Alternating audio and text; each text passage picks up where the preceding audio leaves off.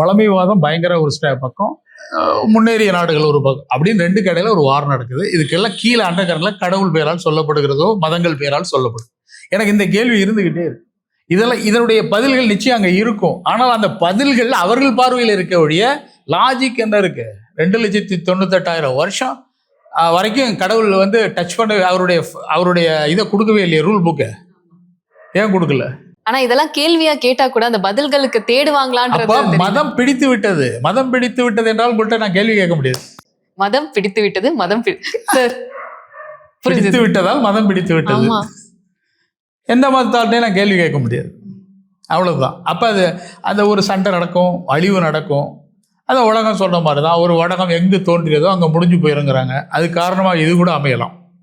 அப்போ இதெல்லாம் தெரிஞ்ச ஆட்களுமே மறைச்சிக்கிட்டு இல்லாத ஒரு மதம் தானே. மதத்துக்கு என்ன உருவமா இருக்கு? யார் என்ன அவன் பேர் வச்சுக்கிறாங்க, ஒரு சடங்கு சம்பிரதாயங்கள், மற்றபடி எதுவுமே இல்லை. இது நல்லா தெரிஞ்சும் இன்னைக்கு வரைக்கும் இதை கேட்டா ஒருத்தனை வந்து ஏதோ ஒரு வகையில புத்தரை குத்தி ஏத்திஸ்டா இருக்கிறவன் கூட பிரச்சனை இல்லை. அவன் என்னன்னா அவன் எனக்கு தெரியாதுன்ட்டு போயிடுறான். இந்த ஒரு கடவுளை உயர்த்தி பிடிக்கிறவன் இன்னொரு கடவுளை சண்டை போடுறது இன்னொருத்தவன். இவர் சாத்தான்றவர் அவரு